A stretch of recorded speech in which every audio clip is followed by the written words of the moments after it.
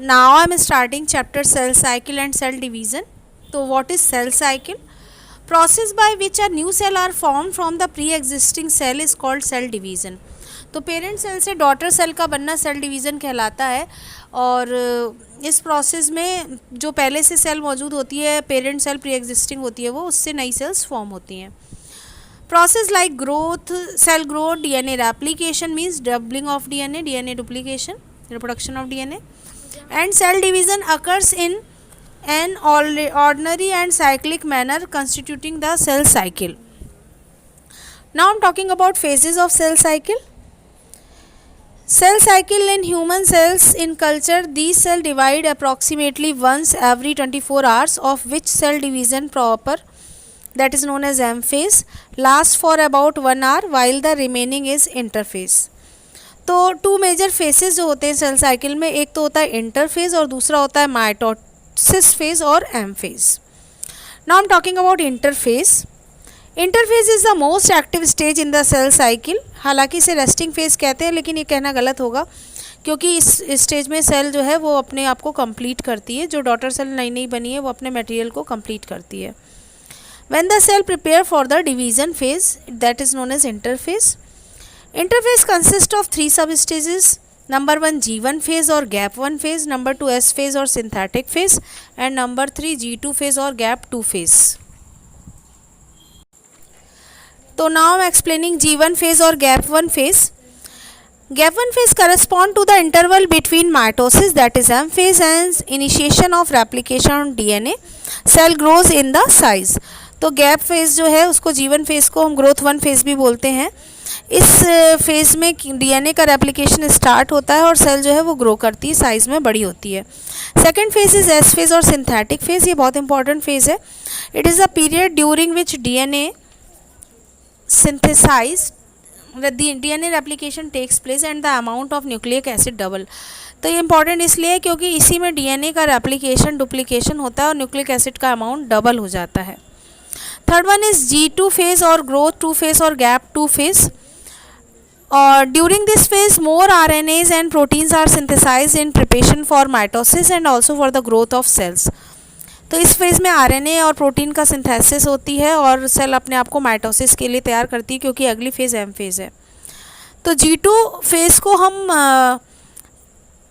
Pre mitotic phase भी कह सकते हैं और G1 फेज़ को हम पोस्ट माइटोटिक फेज़ भी कह सकते हैं, क्योंकि वो एम फेज़ के बाद आती है G1 फेज़, और G2 फेज़ जो है वो एम फेज से पहले आती है।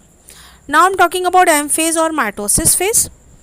This phase represent the phase when the actual cell division और माइटोसिस अकर्स। माइटोसिस मेन है क्योंकि सोमैटिक सेल बॉडी सेल्स में पाया जाता है, इसी से हमारी सेल की ग्रोथ होती है और डेवलपमेंट होता है, और हमारी बॉडी जो है हम छोटे से बड़े होते हैं।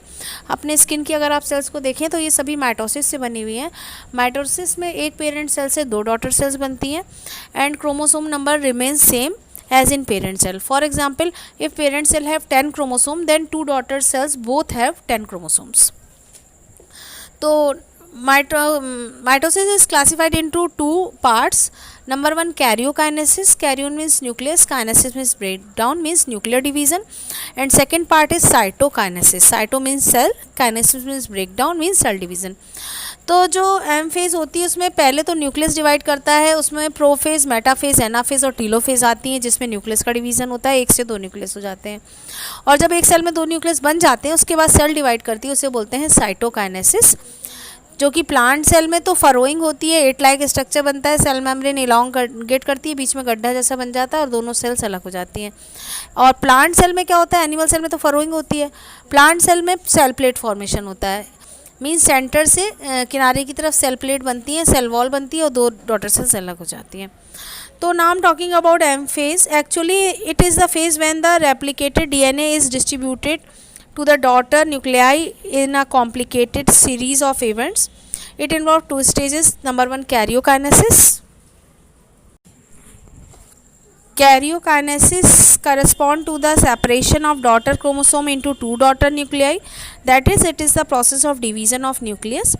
And cytokinesis correspond to the division of cytoplasm and the separation of 2 daughter nuclei into 2 daughter cells.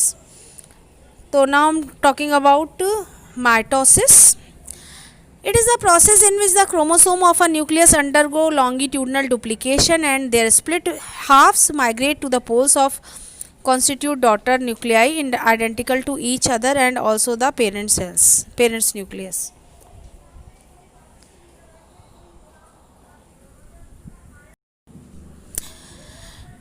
It is also known as equational division as the number of chromosome in the parent cell and the daughter cell is the same. तो जो parent cell में होता है वही number daughter cell में होता है, इसीलिए इसको हम इक्वेशनल या रिडक्शन डिवीजन भी कहते हैं, सॉरी रिडक्शन इक्वेशनल डिवीजन कहते हैं.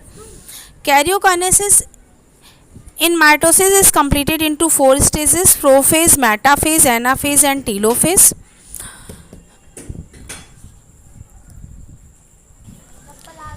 Karyokinesis in mitosis is completed into 4 stages: prophase, metaphase, anaphase and telophase. Now I am talking about prophase. The characteristic of key feature जो होते हैं प्रोफेज के, chromosomal material condensed to form compact mitotic chromosome. Each is